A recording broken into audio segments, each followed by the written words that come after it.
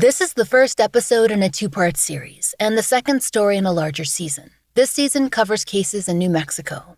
All season, we're supporting the New Mexico nonprofit, Angels Voices Silence No More. Please be sure to listen through the end of the episode for information. This series discusses alleged intimate partner violence. If you're in need of resources, please reach out to 800-799-SAFE or thehotline.org.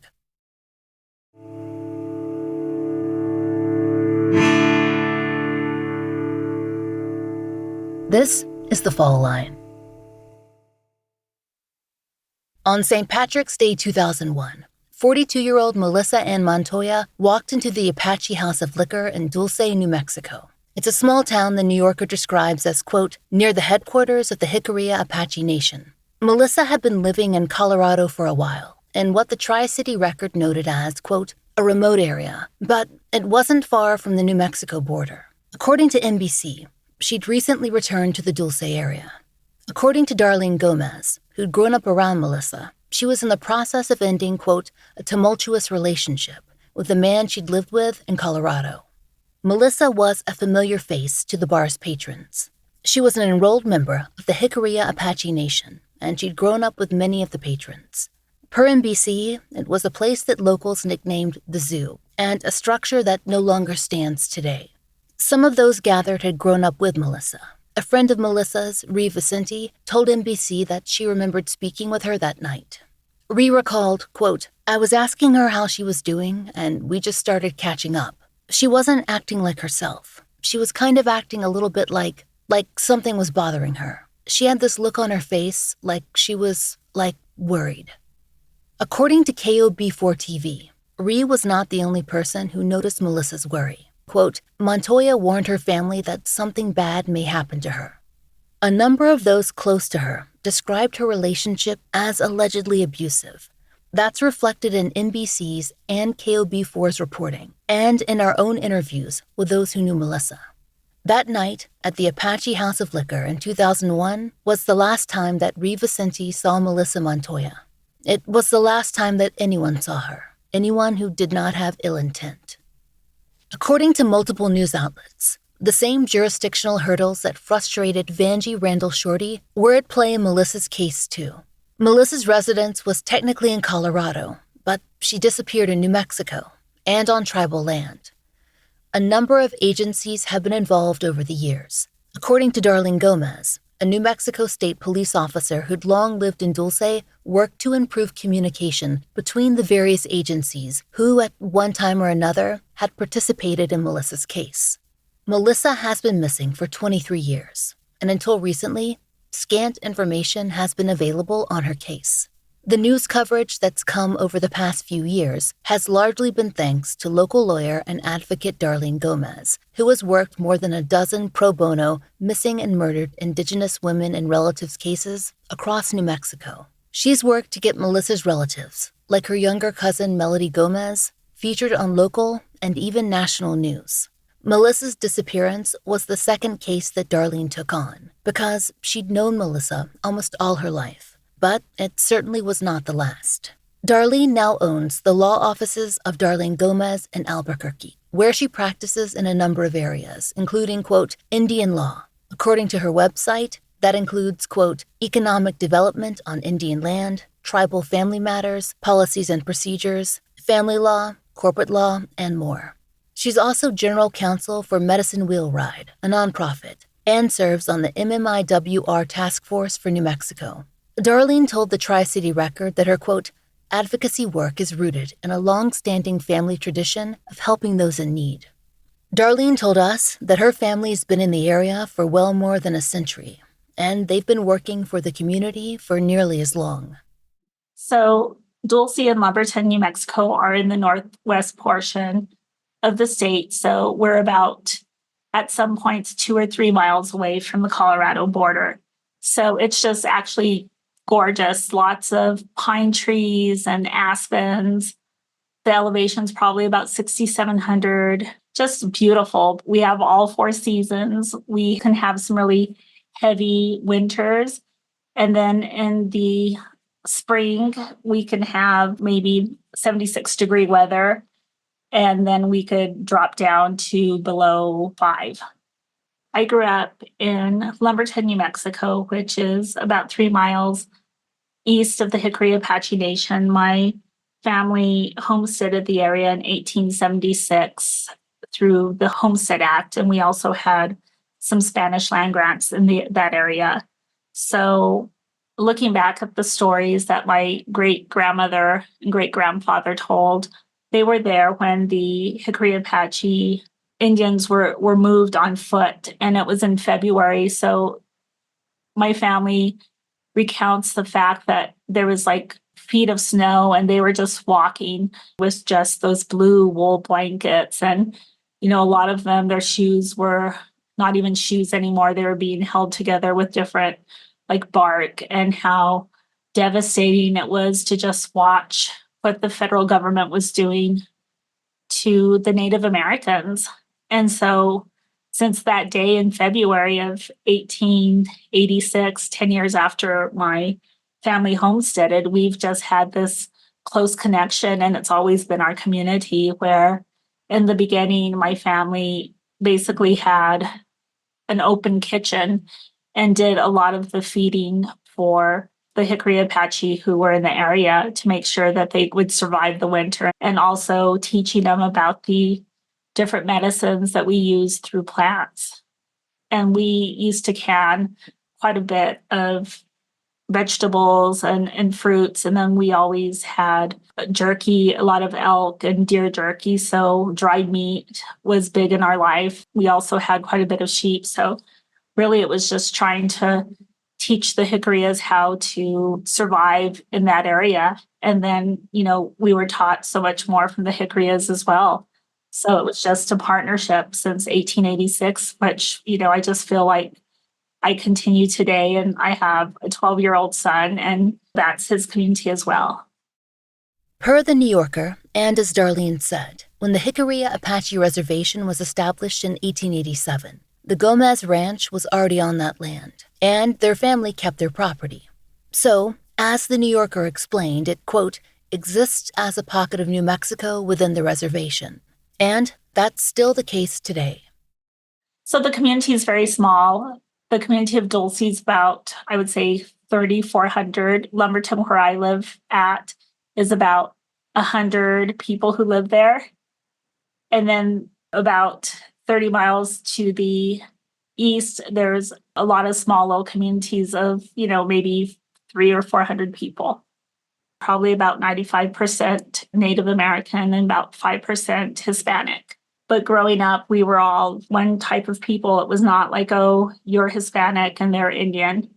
So it was just very much a community that helped one another. Darlene had deep connections to Melissa Montoya. It wasn't just that they lived in a small community. Their family has layered ties. I've known her since I was a little baby because our families were friends, and we also share the same aunt. So a lot of her family members called her Lisa. A lot of people called her Melissa. She was older than me. She was a couple years younger than my brother. And so her and her parents used to come to my family's home for like coffee and different things like that. But my parents also owned a 7-Eleven. And so I would see her quite often in my parents' 7-Eleven. She was mostly one of those people that you're always like, you kind of look up to. And for me, I always had a very tomboy haircut, and I wore cowboy boots and, these little silk shirts with cows and horses on them because, we're from a community that there's a lot of ranching. And I always used to think she was so beautiful. So I would always be like, oh, your hair is so pretty. And I always thought she was like a princess or something. So that was our relationship, where she would come and just kind of talk with our parents. And I would like show her around, like, this is my dog. And then as I got older, I always admired how beautiful she was. She always used to have like these almost like colored pearls that she wore often that were like gray and pink. And I think in one of the last pictures, she's wearing those. And she just had these beautiful high cheekbones, and she had these beautiful doe eyes and really pretty skin, and she had like this slight gap in her teeth. She was taller and just, really, really pretty. Looking back, Darlene thinks that she had some hero worship for Melissa. Maybe she was the kind of young woman that Darlene imagined being when she got older. She loved to talk to her and ask her questions about everything, what she liked, her clothes, her jewelry, and to show Melissa things that she cared about too. We've probably all been that kid with someone that we admired. I think she was kind of quiet, but I think it was because I was so overwhelming, always like talking and asking questions. So I think I embarrassed her a little bit. But in the community with my brother and his friends and her brothers, she was really strong-willed, strong personality, because oftentimes when you grow up in small communities like we do, she grew up in a house that I think for a lot of the years didn't have running water or electricity. So they had to haul water from the river, which was near their house. And, it's just a really hard life. And then she came from a community where she was considered a half breed because she was half Jicarilla Apache and half Hispanic. So that also kind of plays how you're treated in the community. So I think that also being from a poor family, that she had to be tough. I think most definitely like outgoing, definitely someone who stood up for what was right. And like I said, you have to be kind of outspoken and tough to just grow up with a bunch of boys and just in the environment we grew up with. So she would have to stand on her own 2 feet. She was a tough girl that could chop wood and take care of duties around the house, outdoors, and just a person that you could probably always count on to help you. So that's how I would describe her.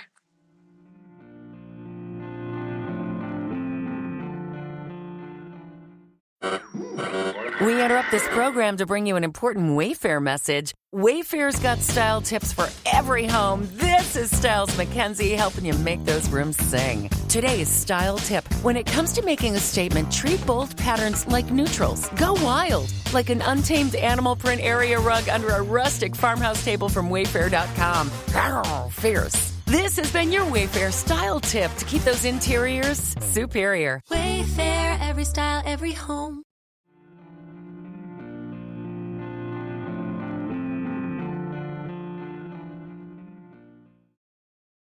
We also spoke to Melody Gomez, who was Melissa's much younger cousin. She was barely out of adolescence when Melissa disappeared. It was the first time she was aware of someone going missing in her community, but not the last. So I live in a very small community, and with the population size, I know 4 people that are missing right now. And to me, that's a big number for the size of the population of town that I live in. I should not know personally 4 people who are missing. And then if you talk to family members or if you read articles, they're very super vague.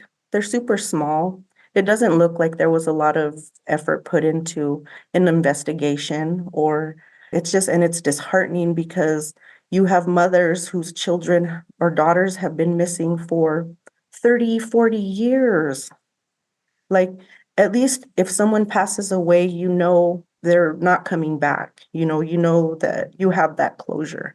But when someone goes missing, I think you probably spend part of your life constantly looking over your shoulder and looking in large crowds to see if there's a possibility that your loved one might be there. And that's a very difficult way to live. Melody's known that feeling since she was a young woman. She and Melissa did not grow up together. Melissa was an adult when Melody was born. Unlike Darlene, she didn't spend a lot of time with Melissa when she was a child. So her and I have a huge age difference. We're probably 22 plus years age difference. And so my grandmother is actually sisters to her father. So in the cultural sense, she would kind of be considered my aunt. They grew up on a remote part of the Jicarilla Apache Reservation. They lived kind of in a remote area where I think possibly growing up, they may not have had access to like running water, electricity. So it wasn't in town. I actually didn't know her growing up. I knew her more as an adult because I was closer in age to her nieces and nephews. And so that's where I got to know her more later on. She was tall and slender and had a beautiful smile, and she reminded me a lot of my dad's sisters, my aunts. They kind of resembled each other. She was absolutely beautiful. Every time you would see her, she would have a big, huge smile on her face, and she would greet you and hug you. And she was just very, very outgoing. She was just had a beautiful soul. We told you that Melissa had grown up in Dulce. That's where her friends and family lived. After she began to date the man she was in a relationship with up until the time of her disappearance, she moved about 30 minutes away to Colorado. It was during that time, when Melissa was in her early 40s, that she and Melody actually spent one-on-one time together. That's when Melody got to see Melissa's relationship with her boyfriend up close. He has never been named in the media, but Darlene Gomez described him to KOB4 as, quote, a non-tribal member who Melissa had been in a relationship with for, quote, quite a long time. In my late teenage years, maybe 19, closer to 20, somewhere around that age, she lived on a county road that connected New Mexico to Colorado. And so the people that live in our small communities use that road quite often to go into Colorado to do shopping and stuff.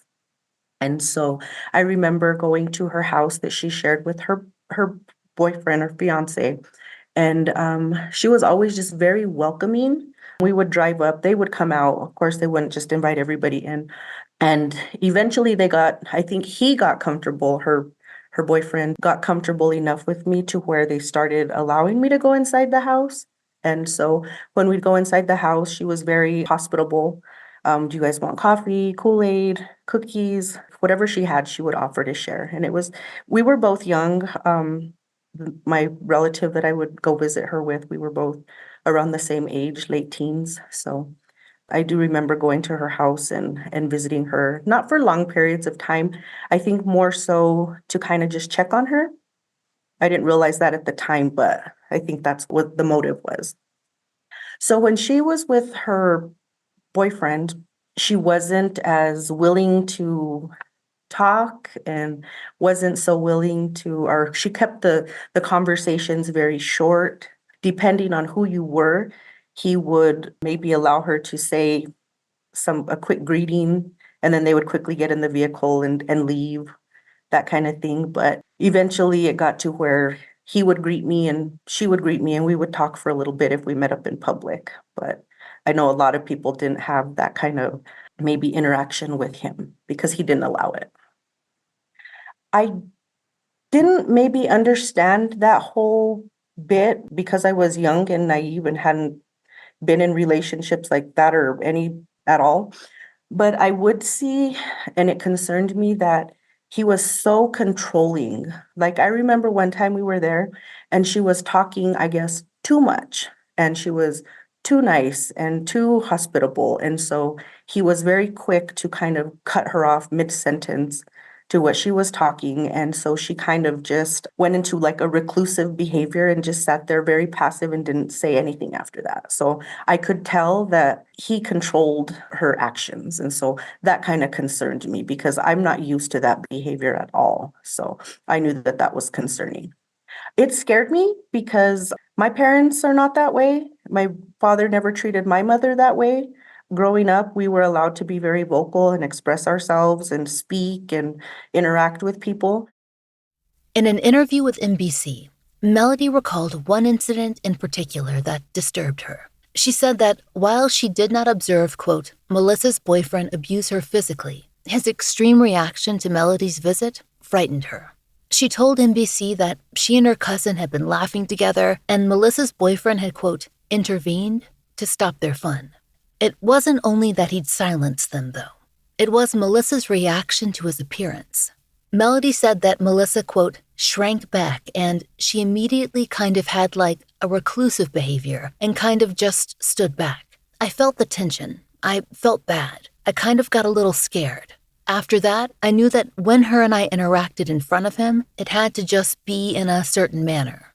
Darlene Gomez, who also knew Melissa and her family well, told us she thought that many people were concerned about Melissa at that time, especially because she was relatively isolated over the border in Colorado.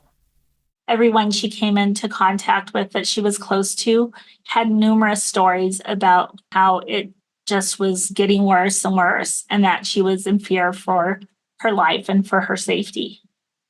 I think one of the things that I think about when I also think that sometimes I felt like she was shy when she used to come in with previous boyfriends. I don't know if she had a pattern of being in relationships where there was domestic violence, but I know in her last relationship, her boyfriend very much isolated her from the family and isolated her from her friends. And I think that no matter how strong you are as a woman, that men can also be much, much stronger. And they're also very much can emotionally abuse you to think that you're not strong enough to do anything, that you don't have any other options. She had told some family members that she wanted to end the relationship. But then I know the night that she went missing, her boyfriend had been at the bar and had kind of been pestering her in a way, because we got reports from people that were at this dance that he was like sitting close to her and making her really uncomfortable. And then she would move somewhere else and then he would kind of follow her. Darlene thinks that the lack of resources made it difficult for Melissa. In 2020, the NIWRC, that's the National Indigenous Women's Resource Center Incorporated, found that there were, quote, approximately 55 shelters for Native women in the entire United States. Further, they found that, quote, the number of Native shelters is connected to the lack of adequate federal funding. It's also connected to the lack of tribal infrastructure, including staff to apply for grant funds to create and maintain a shelter. Some tribes have staff to write grants, while many do not. Tribes just do not have the staff to write the applications to access the funding for a shelter. A third issue is finding staff, either survivors or survivors of a close relative, that understand the need for the shelter program and has the wherewithal to put it together. In small villages, for example, the amount of money it takes to run a shelter is expensive and difficult. And in many tribes, it goes back to having a building available for a shelter, end quote. Women who are living on reservations may be many miles, maybe hundreds of miles, away from established shelters. The Resource Center also pointed out the need for shelters that address the specific needs of Indigenous women, no matter where they live, urban or rural, on or off reservation, and flexible funding to go with it, quote, because each tribe is different, and the healing journey for Native women varies.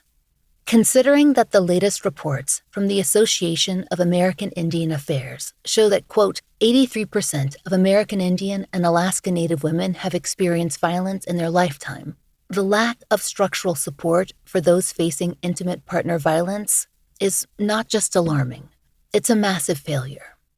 The fact that for her to go somewhere on the reservation, there was not any domestic violence shelters. And there was very little help with domestic violence in general in those years. And she also didn't have a vehicle. So, you're thinking about the nearest town is from their ranch was probably about 35 to 40 minutes away.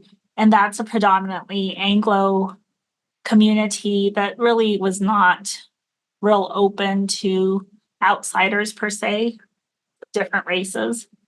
And then also on the reservation, there was no housing for single women.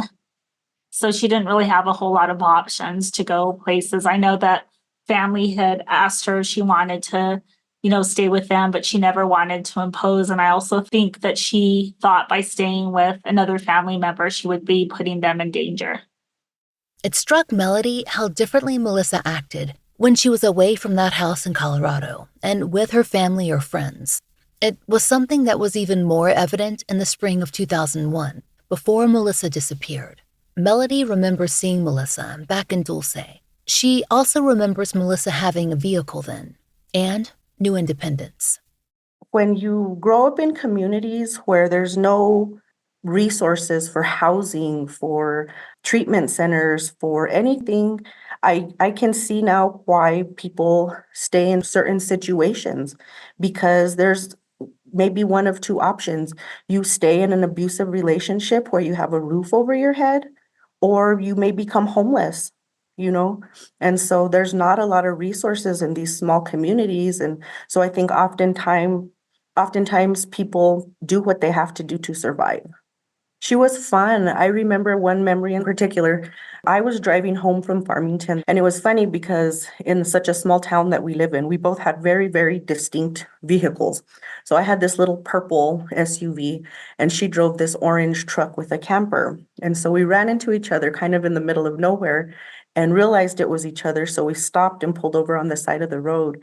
And she was just so excited. She says, "I'm finally single. I'm going to start going to visit you at your house," and stuff like that. And that was pretty close up to the time to maybe within a couple of months before she went missing. But then I think there was a period of where she went back. So she went back with him, and I hadn't seen her for a couple of months. And then when I seen her the night that she went missing, I was very excited to see her because I hadn't seen her for those few months. And so when I seen her that night, I was excited for her because she wanted to go to the dance and have a good time, and she looked very nice.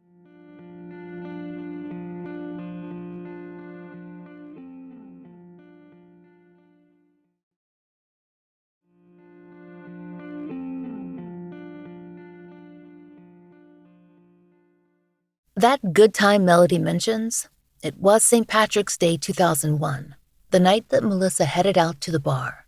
She was dressed in jeans and boots. Melody remembers seeing her at the Apache House of Liquor that evening and thinking that her cousin looked especially pretty and happy.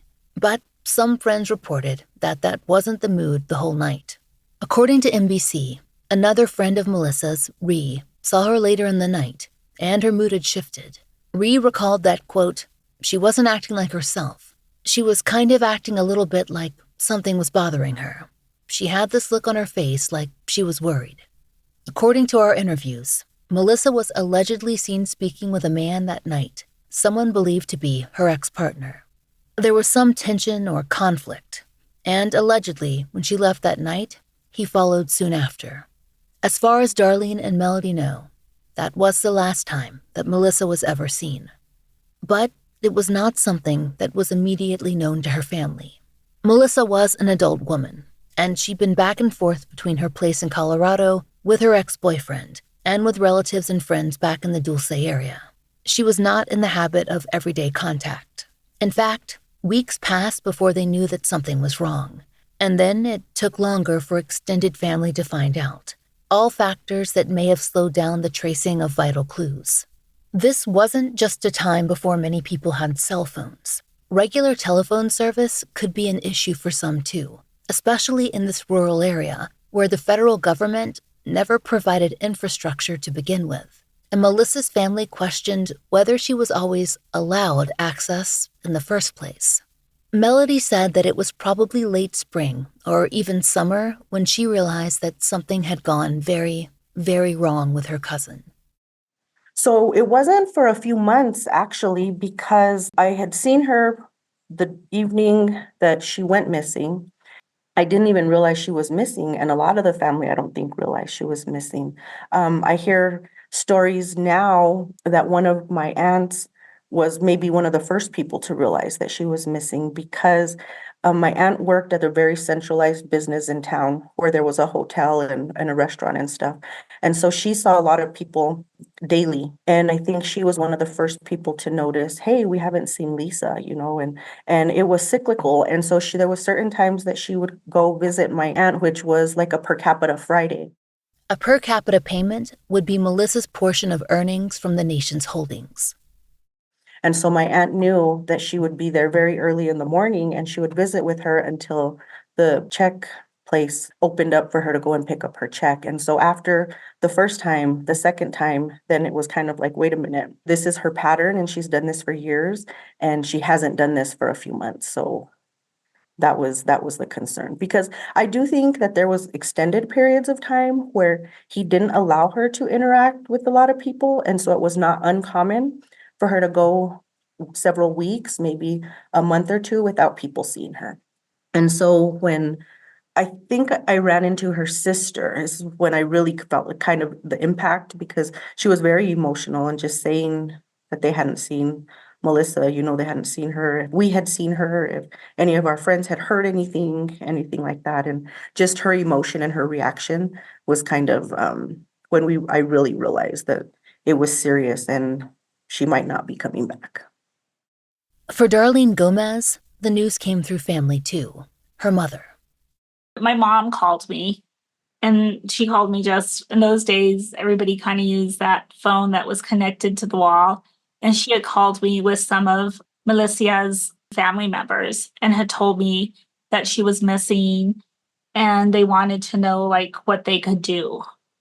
When you first heard your mom tell you, did you have a sense that this was going to be a very serious situation? Yeah, I knew that the possibilities of her just going somewhere else were very, very minimal. She didn't have any kind of prior history of just leaving the community and not telling people where she was going, or she didn't really even leave the community. She stayed within the area. When that call came, Darlene was in law school. She'd been attending the University of New Mexico Law School, and she'd already worked on one MMIWR case while interning with a law firm. According to KRQE, that case was the murder of Betty Lee.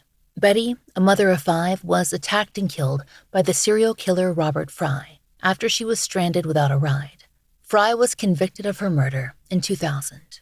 Melissa's family needed Darlene's help because of her knowledge of the law and of law enforcement. Those jurisdictional issues that we mentioned at the top of the episode, they were looming, and Darlene, a second-year law student, set out to do her best to help. It was a step that would shape the rest of her career path, one of advocacy. At the time of Melissa Montoya's disappearance, she was 42 years old. She was reported to be 5'7" and between 155 and 165 pounds. Melissa was last seen wearing brown boots and blue jeans. If you have any information regarding the disappearance of Melissa Ann Montoya, please contact the Jicarilla Apache Nation Police Department at 575-759-3222 or the Bureau of Indian Affairs Jicarilla Agency at 575-759-3951. Next time on The Fall Line, the search for Melissa Montoya and the roadblocks faced even when the game-changing systems, like NamUs, became a possibility, and how unidentified remains found in the desert became a possible lead in her case. If you know of a case that should be covered on The Fall Line, there's a link to our case submission form in the show notes. Thank you for listening. This season, we're supporting Angels Voices Silence No More, a New Mexico-based nonprofit founded by our friend Eric Carter Londine, the brother of Jacob Londine. According to their mission statement, AVS&M's goal is to, quote, empower families by providing them with the necessary resources and referrals to advocate for their missing or murdered loved ones. We believe in taking a comprehensive approach to support, encompassing a wide range of services including billboards, DNA testing, private investigation, funeral expenses, therapy, and much more. Our goal is to ensure that no family faces these challenges alone. Fall Line listeners can join us in donating to that mission. If you can't donate right now, that's okay. Sharing their charitable initiatives would be a huge help. Find all the relevant links in our show notes. The Fall Line is an independent podcast, and we appreciate listener support. It allows us to do research, obtain FOIA, pay our content advisors, and support and donate to the causes we care about. If you try out the products we advertise, please use our sponsor codes. It really helps. And please take a moment to rate and review our show in your podcast app of choice. My book, Lay Them to Rest, which covers years of my life working on a Jane Doe case, and the world of forensic scientists who resolve unidentified person cases, is out everywhere as hardcover, ebook, and audiobook, read by me. You can order it anywhere you get books and through your local library. Find out more through the link in our show notes. And if you'd like to support the show and the stories we cover, join us on Apple Premium or Patreon. 100% of our Patreon and Apple Premium earnings are supporting our Family Therapy Fund and actively paying for therapy for families who've appeared on the show. On Patreon, you can get early release, ad-free versions of our regular episodes for $5 a month. If you prefer Apple Premium, you can subscribe there as well. On Patreon, we also post occasional giveaways, updates, and blogs, which all patrons can enjoy, starting at just $1. The Fall Line is written, hosted, and researched by Laurah Norton. Interviews by Brooke Hargrove, produced, engineered, and scored by Maura Curry. Content advisement by Brandy C. Williams and Vic Kennedy. And, as always, our most special thanks to Liz Lipka.